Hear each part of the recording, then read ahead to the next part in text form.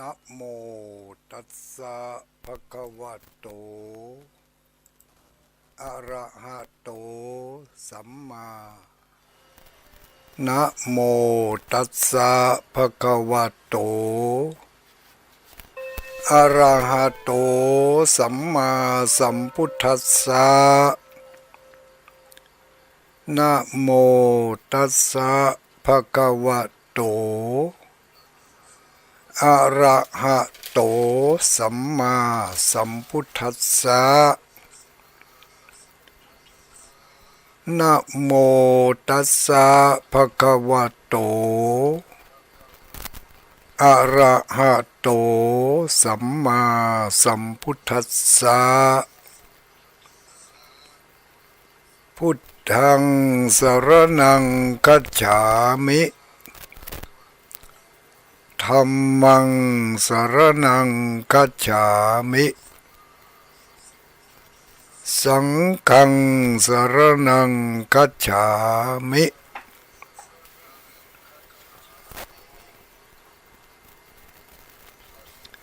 ขอความนอบน้อมแด่องค์สมเด็จพระสัมมาสัมพุทธเจ้าขอน้อมอภิวาทแด่พระสัทธรรมเจ้าขอน้อมนมัสการพระอริยสงฆ์เจ้าขอถวายความเคารพมายังท่านพระคุณเจ้าท่านเจ้าคณะพระสังฆาธิการท่านครูบาอาจารย์พระสงฆ์องค์สังฆเจ้าทุกรูปทุกตนทุกองค์เจริญสุขเจริญพรสวัสดียามค่ำคืน มายังอุบาสกอุบาสิกาพุทธบริษัททุกหมู่ทุกเหล่าทุกเพศทุกวัยและในทุกสถานที่ที่เปิดเครื่องรับฟังทางสถานีวิทยุแห่งนี้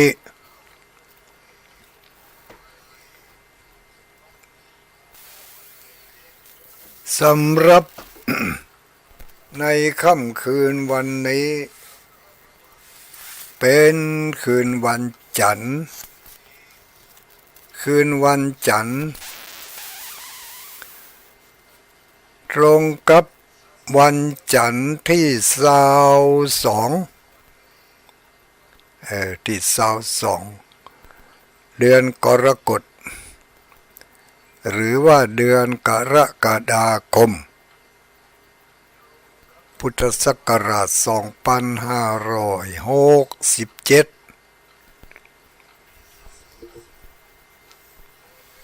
เดือนนี้ต่างเดือนเมืองเดือนไทยเฮาอันที่ว่าตะกี้นั่นมันเป็นเดือนสากล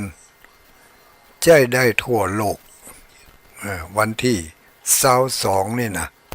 กับวันจันทร์นี่แต่อาจจะบ่ใช่เวลาเดียวกันเนาะ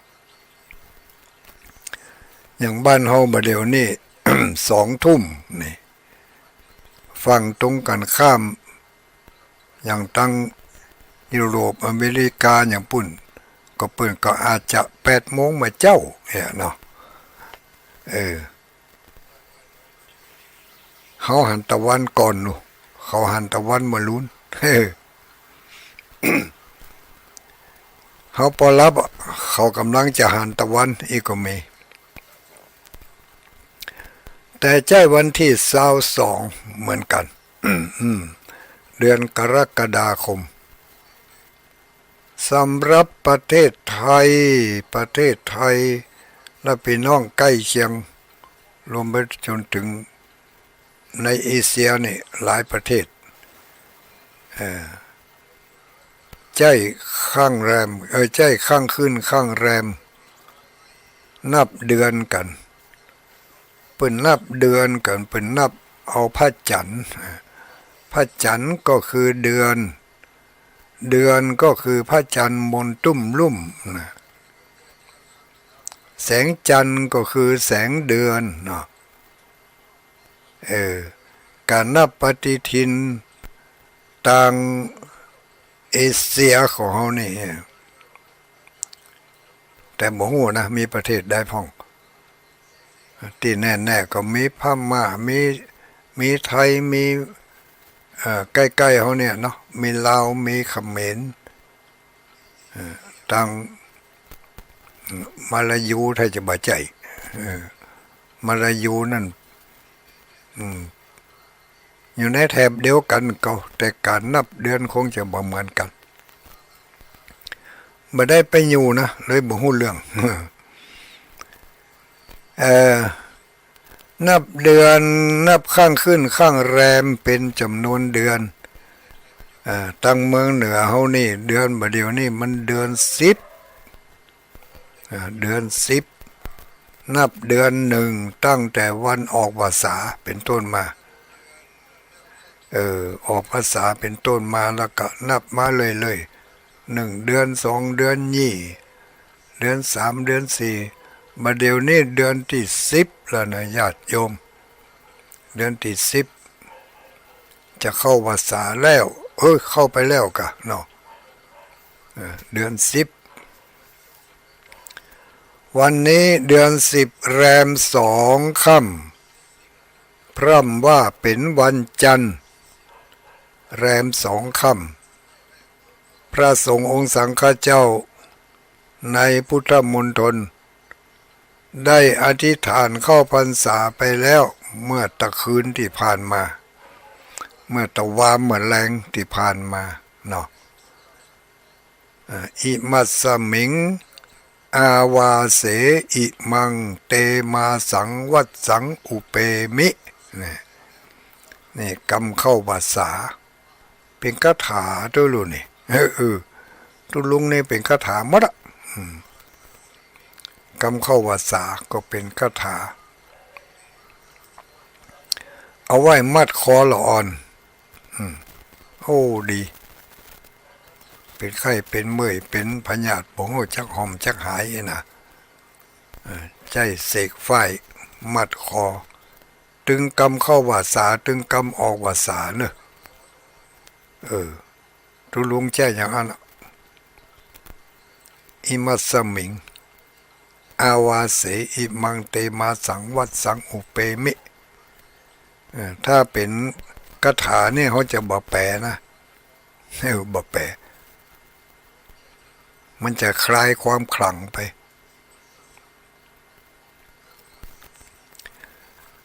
เดือน10แรม2ค่ำตะวานี่เดือน10แรม1ค่ำเป็นวันเข้าพรรษาคืนวันจันทร์ที่22เดือนกรกฎาคมก็คือวันนี้คืนนี้ก็ขอประกาศอนุโมทนาขอบคุณขอบใจกับทางสถานีวิทยุท้องถิ่นที่เปิดรับสัญญาณจากคลื่นสีขาวเพื่อชาวประชานำเสียงนี้เข้ามาสู่ศรัทธาญาติโยมทั้งหลายเพื่อได้ยินได้ฟังกันก็มากหลายสถานีอยู่เหมือนกัน28-29สถานีที่เปิดรับฟังอยู่ทั่วพื้นภาคเหนือตอนบนเนาะก็ตั้งแต่เมืองแพร่เมืองน่านลำปางพะเยาเชียงราย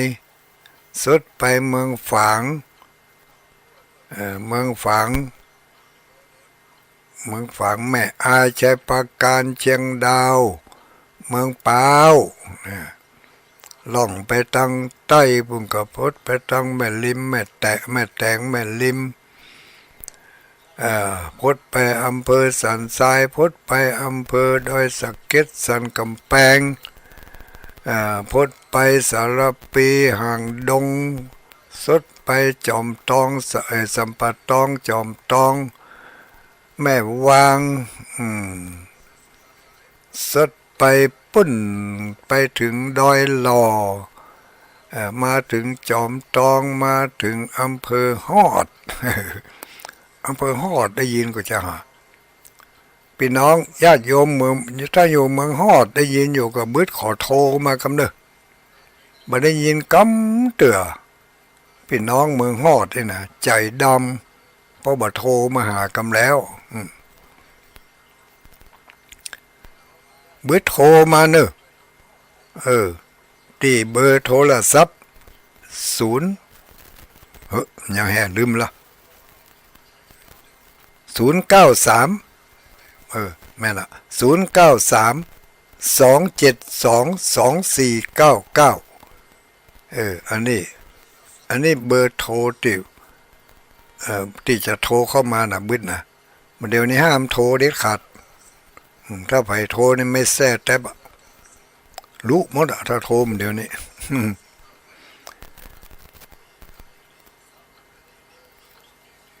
0932722499อันนี้บึดโทรมาเนอะมาเดี๋ยวนี้ห้ามโทรกำลังเลี้ยงลำดับ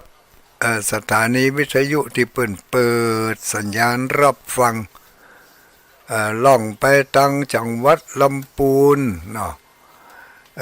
ล่องจากสารปีก็สดไป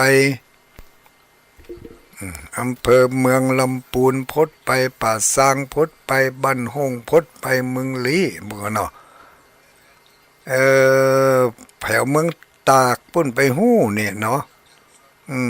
บางทีเปิ่นอาจจะรับฟังอยู่ก็ได้ตั้งเมืองตากถ้าฟังอยู่ก็บึดโทรมากำเนอะพี่น้องไก่ไผอยู่ใต้สุด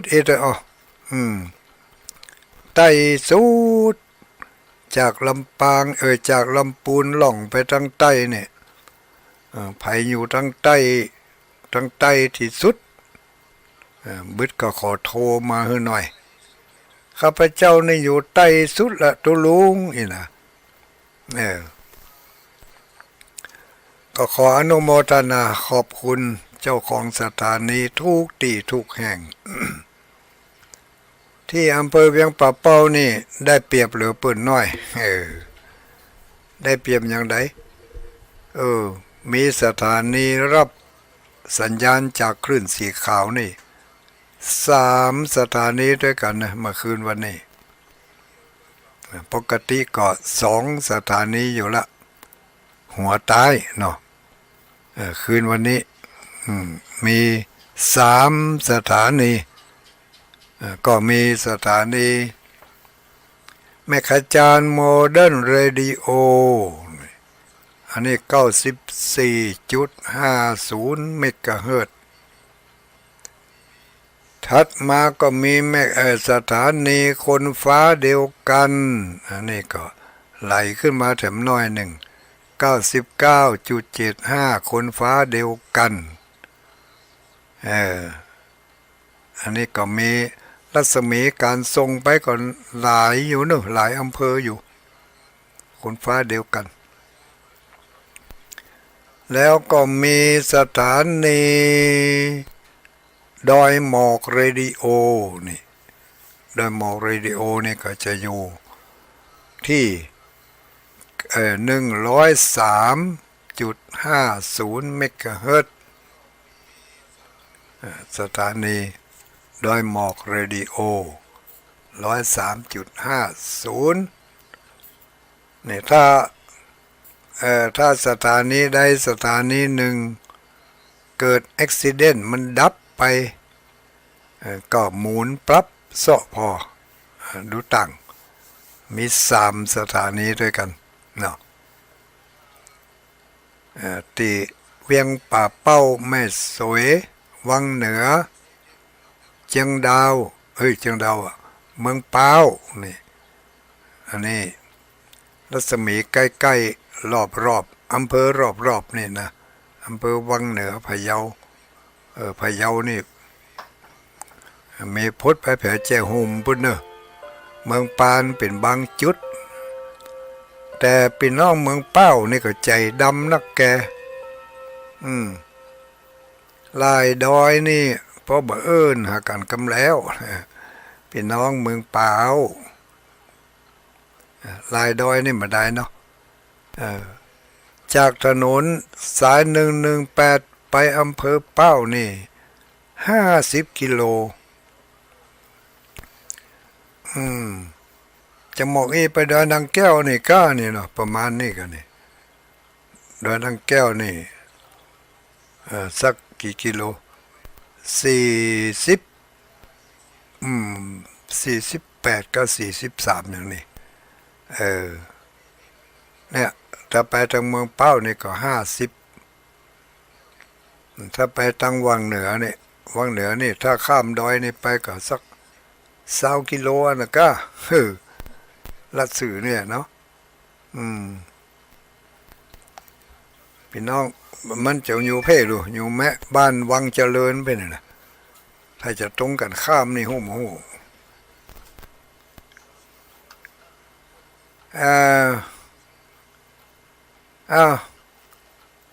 แล้วไม่แล้วมาเป็นไผ่นี่เสียงแจ้วมาค่ำมาคืนวันนี้มารับบริหารเวลาของคลื่นสีขาวนี่ผู้ที่ออกอากาศอยู่ในเวลานี้กำลังจะนำเสนอสาระให้ท่านทั้งหลายได้ยินได้ฟังกันก่อนอาตมาภาพพระครูปฏิภาณธรรมทินพระครูปฏิภาณธรรมทินแต่ส่วนมากแล้วจะรู้จักกันในชื่อว่าตุลุงดอยตุลุงดอยถ้าไปพระก็ห้องตุลุงดอยรู้จักกันในนามตุลุงดอยเนาะค่ำคืนวันนี้คือทุกคืนวันจันทร์เนอะทุกคืนวันจันทร์เรามาเจอกันณสถานีวิทยุแห่งนี้จะมีสิ่งละอันพลน้อยเล็กๆน้อยๆก้อยก้อนใกล้ฝากฟังกันไปตามความรู้ความเข้าใจตามความจื่อความจำที่ได้ยินได้ฟังมาได้อ่านพ่องได้ฟังพ่องได้ปฏิบัติมากับตัวเก่าพ่องนะแล้วก็เอามานำเสนอ เป็นข้อเตือนจิตสกิดใจฝากฝังไว้กับบรรดาท่านทั้งหลายเป็นเพื่อนคนรับดึกเป็นเพื่อนเป็นกิมกันกับคนที่เพิ่นรับดึกบางคนรับบ่ดึกหรอก8 โมงรับแล้วบอกอันแม่อุ้ยฟังวิทยุก็เมื่อคืนฟังไหนฟังสถานีวิทยุใกล้บ้านนั่นเอาหมุนฟังพอกี่โมงทุลุง8 โมงถึง10 โมงนะวาย8 โมงแม่อุ้ยรับแล้วว่าจะนั่นรับแล้วไปฟังรับเถอะกะเป็นกู้เป็นกิมกันไปก่อนทุลุงก็เป็นกู้ญาติโยมก็เป็นกู้ทุลุงไปนั่งคนเดียวนะบ่เดียวนี่นะแค่เวลาเกือบ2 ชั่วโมงนั่งอยู่นี่วันนี้ยังการน้อยจี้หิดแมงจรก็หายไปสุนัขขาหมาน้อยธรรมดาก็หายไปทุกเจ้าถ้าจะไล่ห้ามมันเอาเฮ้ยมันจังเห่าไปยังบ่ฮุใบไม้ต้วงมันก็เห่าตุงต้วงมันก็เห่าสัญชาตญาณของมัน มันขี้เห่าเปิดก็ตึงว่าเลี้ยงหมาไว้เห่าเลี้ยงตุเจ้าไว้สอน เนาะถ้าตุเจ้าบ่สอนก็บ่ได้ทำหน้าที่สมะเนี่ยแต่ว่าการสอนของทุกเจ้านั่นไม่ใช่ว่าไม่ใช่ว่าสอนยังครูสอนนักเรียนเนอะครูสอนนักเรียนอาจารย์สอนศิษย์วิธีการสอนนั่นก็แตกต่างกันไปแล้วแต่จริตนิสัยแล้วแต่ว่าใครจะมีปฏิปทาในทางใดมีความถนัดมีความเก่งหรือว่ามีความชำนาญในเรื่องใดก็จะแนะนำบอกกล่าวกันไปในทำนองนั้นตามปกติจริตของใครของมันจะไปเอามาเปรียบเทียบกันมาได้เนอะจะไปว่าโอ้ทุเจ้าบ้านข้าเนี่ยมหันสอนอย่างสักอย่างมาได้นะเพิ่งก็สอนอยู่แต่ว่าสอนก็สอนคนละอย่างกันนะก็อาจจะสอนบ่เหมือนกันบางตนบางองค์อาจจะสอนอ้าวโยมว่าตัวอาอีเฮ้อ้าวว่าตัวเนอมายังพันเตนี่อ้าวว่าตัวเนออุกาสะสอนตั้งศีลธรรมกรรมฐานเจริญเมตตาภาวนาสอนเรื่องการหือทานการรักษาศีลการเจริญเมตตาภาวนาไหว้พระสวดมนต์ก็อยู่ในเกณฑ์หมู่นี่แหละ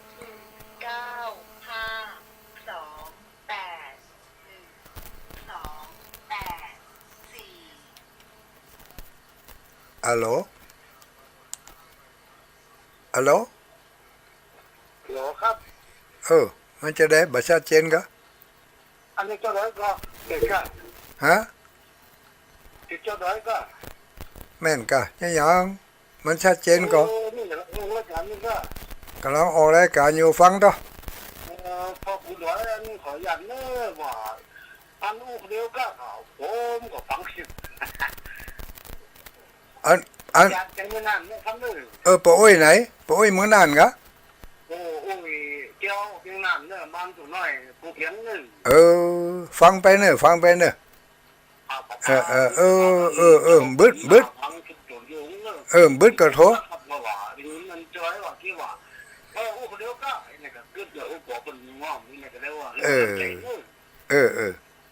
เอาฟังต่อไปเนอะอนุโมทนา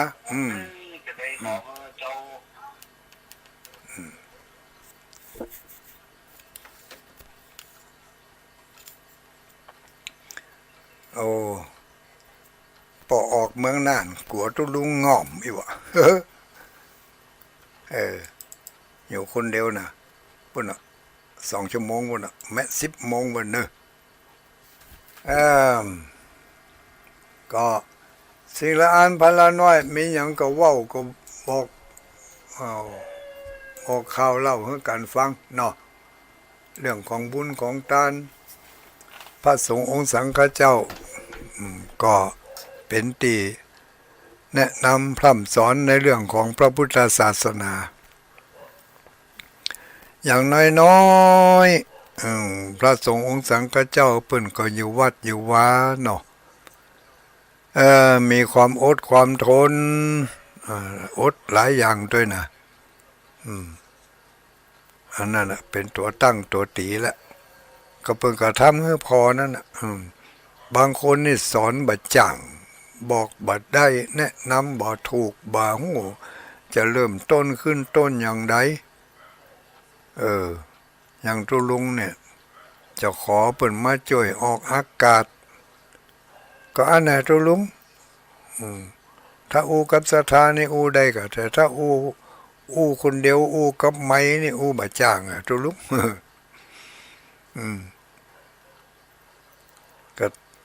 เวลาเปิ่นอบรมสั่งสอนศรัทธาญาติโยมเปิ่นก็ทำได้ แต่ขอมาช่วยออกอากาศให้สักเวลาเถอะนะแบ่งเบาทุลุงพ่อง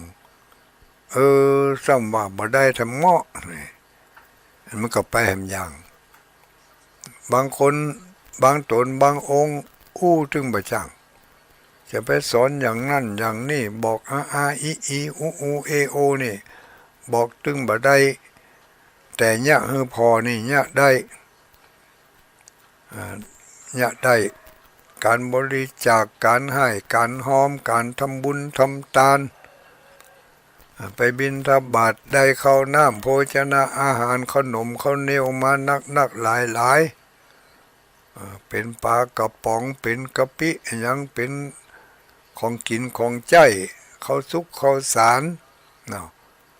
ได้มานักมากหลายก็แบ่งปันไปคนนั่นคนนี่เสียเรียเจียจานแก่ญาติแก่โยมบางทีก็ส่งไปในหน่วยงานและองค์กรต่างๆก็ทำเป็นตัวอย่างบางตนบางองค์ก็ถนัดชัดเจนในเรื่องของการสร้างการแปลงก็แปลงไปก็เนี่ยเป็นตัวอย่างให้ศรัทธาญาติโยมได้พอได้ก้อยบางคนนี่บางคนบางตันนี่เมื่ออยู่เป็นคนบ้านนี่บ่จ้างอย่างสักอย่างพอเข้ามาอยู่ในวัดนี่จ้างไปสปะสเปดนี่แต่ก่อนนี่สารพัดช่างนี่จะออกจากวัดดูลองสังเกตพอดอกเป็นช่างอะไรยังช่างไม้กะแปลงตู้แปลงโต๊ะแปลงตังแปลงแผวรถยนต์แปลงแผวโทรศัพท์แปลงแผวโทรทัศน์แปลงแผววิทยุซ่อมแซมมันยังต่างๆออกไปจากวัดจากวาก็ไปใจน้อยๆเหมือนกันมีอาชีพมีอย่างกันไปในระหว่างที่อยู่สมณวิสัยนั่นก็เนี่ยไปทำไปบอกกล่าวกันไปเป็นที่พึ่งที่อิงกันไปอันนี้คือเรียกว่าปฏิปทา การปฏิบัติการความเป็นอยู่ของแต่ละตนแต่ละองค์ก็แตกต่างกันบางตนบางองค์เพิ่งก็แนะนำพร่ำสอนในเรื่องของศีลของธรรมบางตนบางองค์เพิ่งก็แนะนำในเรื่องของการเจริญเมตตาภาวนาบางพ่องก็เคร่งครัดในเรื่องของการไหว้พระสวดมนต์จักจูงศรัทธาไปทำวัดทำวาเมื่อค่ำเมื่อแรงในวันพระวันศีลจากวันพระวันศีลก็เพิ่มวันอื่นเข้ามาแถมอาจจะจัดตั้งเป็นชมรมปฏิบัติธรรมวันเสาร์วันติดกาวันนักขัตฤกษ์กานี่ก็เป็นการเผยแผ่พระธรรมคำสอนของพระสัมมาสัมพุทธเจ้าที่เนี่ยได้อย่างอีกก็เพราะว่าผู้ที่จักที่นำนั่นเปิ่นเนี่ยมาแล้วทำมาแล้วโดยส่วนตัวของเปิ่นได้รับความสุขได้รับความสงบได้รับผลจากการปฏิบัตินั่นคือความดีอย่างใดก็อยากจะให้คนอื่นๆได้รับความดีได้รับผลได้รับความสุขเหมือนกับตัวเองได้ทำก็ไปจักชวนกันรวมตัวกันเป็นกลุ่มเป็นก้อนขึ้นมาบางทีก็บ่ถึงก็เป็นกลุ่มเป็นก้อนอาจจะไปจักชวนกันไปออกงานนั่นออกงานนี่จักชวนกันไปที่หั่นที่นี่นี่ก็จะว่าเบิ่งมันก็เป็นหน้าที่อย่างหนึ่งของหมู่เฮาเจ้าพุทธทั้งหลายเมื่อได้ศึกษาเรียนรู้นำธรรมคำสอนแล้วก็เอามาเนี่ยมาทำพอเพิ่นบอกว่าได้เรียนรู้มาเรื่องของการให้ทานเนาะ การให้ทานก็คือการเสียสละแบ่งปันความสุขของตัวเองให้แก่ผู้ที่ควรให้เมื่อเขาได้แบ่งเขาได้ปันไปแล้วเขาก็มีความสุขเพิ่มขึ้นมาแถม มันเพิ่มขึ้นมาแถมอย่างหนึ่งนะ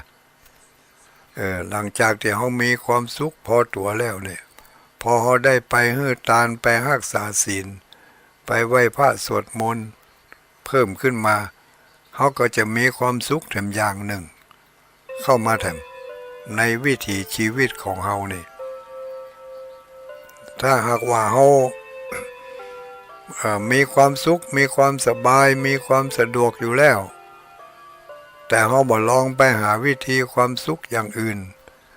บ่ได้เอาความสุขของเขาที่มีอยู่เพื่อแผ่เชื้อจานให้แก่คนอื่นนี่เก็บความสุขเท่านั้นไว้คนเดียวต่อไปก็จะขาดบริวารพรรคพวกเพื่อนฝูงมีความสุขมีฐานะมีเงินมีทองมีเข้าของมีเครื่องใช้แต่ว่าขาดบริวารขาดผู้ที่จะติดตามลามโดยขาดผู้ที่จะอำนวยความสะดวกเพราะว่าเป็นคนที่มีความสุขได้รับผลบุญจากในอดีตชาติส่งผลมาได้มาส่งวิญญาณส่งดวงจิตมาปฏิสนธิในกองเงินกองทองในกองความสุขในกองสมบัติเนาะแต่ว่าจิตวิญญาณนั่นลืมมันลืมที่เขามาเกิดที่นี่ได้เพราะอะไรอย่างนั้นมันเกิดบ่ปะแล้วก็เลยเนี่ยไปตามอำนาจของกิเลสใครเนี่ยอย่างใดก็เนี่ยใครทำอย่างใดก็ทำตามแต่กิเลสมันจะจักจูงไปบ่ได้ไปต่อยอดบุญเก่าบุญหลังสักกรรมอีนะบ่ได้ไปต่อยอดบุญที่เขามีเงินมีทองมีฐานะมีเข้าของเพราะว่าเขาเป็นผู้ที่เคยมีน้ำใจเคยมีความเอื้อเฟื้อเผื่อแผ่เขาเคยเป็นคนเคยแบ่งเคยปั่นมาแล้วผลของมันก็จึงทำให้เขาได้รับความสุขจากการมีทรัพย์สมบัติมีเงินมีทองมีเข้าของมีเครื่องใช้อำนวยความสะดวกทุกอย่างเสื้อผ้าอาภรณ์เครื่องประดับเพชรนินจินดารถรางยานพาหนะโทรศัพท์มือถือเหล่านี้ล้วนแล้วแต่เกิดจากการที่เขาเป็นคนเกยจะอันหยังก็แล้วแต่เถอะอัคคโตเวปัสสนานังอัคคังธัมมังวิชานตังเนี่ยผู้ที่เกยสิ่งที่ประเสริฐเกยของดีๆย่อมจะได้ของดีย่อมจะได้ของประเสริฐในอนาคตปัจจุบันนี้เขาไปก่อน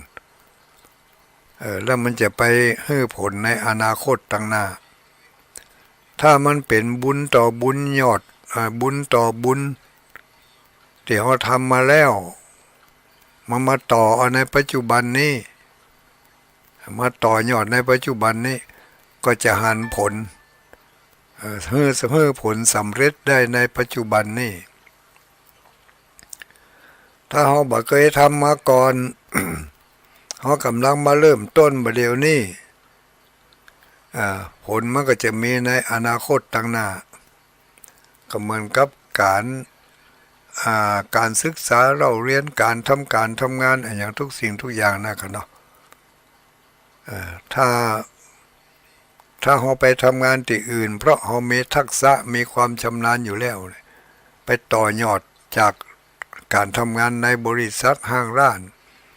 ผลมันก็ในทันทีในปัจจุบันทำไปเดือน2 เดือนเงินเดือนปุ่งขึ้นจัดเพราะเพิ่นหันคุณงามความดีหันความสามารถเพิ่นก็ต้องเลี้ยงเอาไว้แต่ถ้าว่ากำลังเริ่มต้นจบมาใหม่ไม่ได้ไปฝึกงานไหนกำเตื่อยเข้าไปถึงในบริษัทห้างร้านทำงานก็ในตำแหน่งสูงแต่เงอะงะบ่มีความคล่องตัวบ่มีความปราดเปรียว ขาดไหวพริบขาดอะไรอย่างตัวอย่างขาดการตัดสินใจจบสูงแต่กำลังเริ่มต้นทำงานก็ย่อมจะเงอะเงอะงะงะบ่เหมือนกับคนที่เป็นจบสูงพ่องบ่สูงพ่องแต่ไปทำงานที่มันชำนาญอยู่แล้วงานก็ไปได้ดีไปได้โลดมันเหมือนเดียวกันนะญาติโยมทั้งหลายเรื่องของกรรมเรื่องของบุญเรื่องของบาปที่กรรมมันให้ผลมันก็เป็นลักษณะเดียวกันเนี่ยอย่างกับที่เราทำงานอย่างทุกอย่างนั่นน่ะกรรมเป็นหรือว่าการกระทำเนาะเขาทำให้ทำนาทำสวนทำบะเดียวนี่มันจะว่าได้กินบะเดียวนี่ลูกทำบะเดียวนี่บางอย่างต้องเอาไปรอกินในปีหน้าพุ่นเนี่ยปีหน้าพุ่นมันถึงจะได้กินเดี๋ยวในเวลาที่ทำนั้นแล้วเขากินมันยังก็กินของเก่าที่เขาทำปีแล้วอย่างที่เขากินข้าวทุกมื้อทุกวันนี่ไม่ใช่ข้าวที่เขาปลูกแต่ว่ามันซื้อนี่รู้น่ะข้าวที่เขากินเนี่ยเป็นข้าวที่เขาปลูกไว้เมื่อปีแล้วแอปเปิลก็ดีอะโวคาโดก็ดีนี่ถ้าเนาะไม่ใช่ว่าที่เขาปลูกแต่ว่านี่เรามันจะให้ผลมาเดียวเนี่ยมันไปให้ผลปุ้นกับวันหน้าปุ้นกับแต่ที่เขายังได้กินก็เขาอันนั้นที่เขาได้กินนั่นก็เพราะว่ามันเป็นต้นที่เขาปลูกไว้เมื่อแล้วนี่มันให้ผลบาปบุญคุณโทษกุศลอกุศลมันก็เหมือนเดียวกันถ้าเราไปทำในปัจจุบันที่ไปต่อยอดจากอดีตชาตินะมันจะให้ผลได้รวดเร็วให้ผลตันตาแต่ถ้าไปกำลังเริ่มต้นทำอย่างที่ทุลุงบอกว่าคนที่มีข้าวมีของมีอันพอจะกินลองไปบริจาคทานพอลองสร้างมโนสำนึกที่มีความเมตตากรุณาเอื้อเฟื้อเผื่อแผ่เอื้ออารีต่อบุคคลอื่นสิ่งของอื่นแล้วแบ่งปันเจือจานไปจะรู้สึกว่าได้รับผลคือความสุขแถมอย่างหนึ่งเป็นความสุขแถมอย่างหนึ่งเป็นความสุขที่เพิ่มขึ้นมาจากที่เขามีอยู่แล้วเขาแบ่งปันให้ไปมันเป็นความสุขที่อธิบายมาได้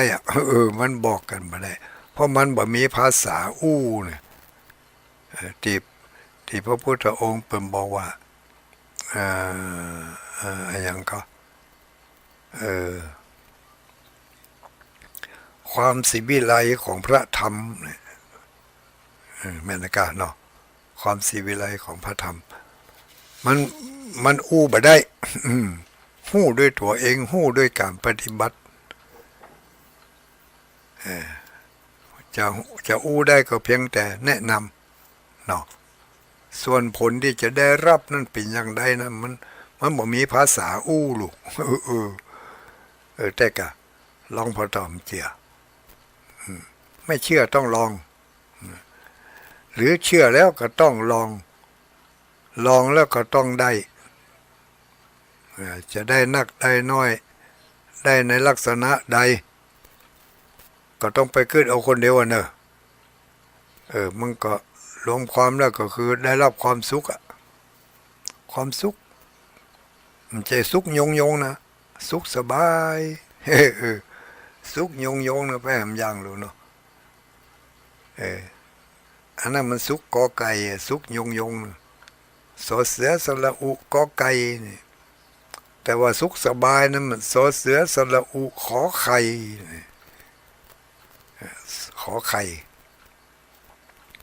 ความสุขความสบายพระพุทธองค์ก็ได้บอกเอาไว้เป็นแนวทางที่เราจะพึงทำไม่ใช่ก็ให้ทานอย่างเดียวเรื่องการรักษาศีลก็เช่นเดียวกัน การรักษาศีลรักษาศีลนี่จะไปกึดในวงแคบล่ำไปตีความหมายของมันกว้างๆตีความหมายของมันกว้างๆอย่างกับในธรรมมหามุลนิปานสูตรเป็นว่าเอาไว้นะศาสนาของพระพุทธเจ้าที่ชื่อว่าอันหยังก็นี่พระพุทธเจ้าสิกขีก็ฮะ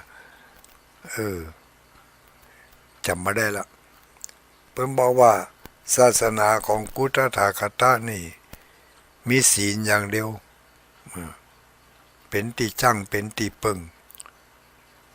เป็นที่จะให้ความสุขการรักษาศีลเนี่ยตีความหมายกว้างๆก็คือการรักษากายวาจาให้เป็นปกติของกายวาจาของมนุษย์เนาะกายวาจาของมนุษย์นี่อย่างไรกายวาจาต่างจากกายวาจาของคนน่ะคนเขานี่มันมีกายวาจา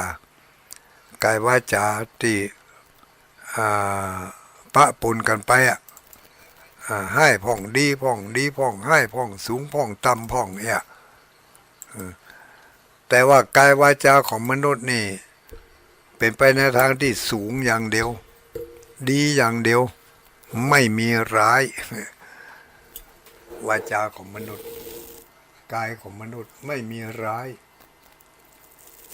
ไม่เป็นไปในทางร้ายในทางเลวร้ายเป็นไปในทางดีที่เรียกว่ากายสุจริตกายสุจริตวจีก็เป็นวจีสุจริตวจีสุจริตกายสุจริตวจีสุจริตทั้งสองอย่างนี่คือ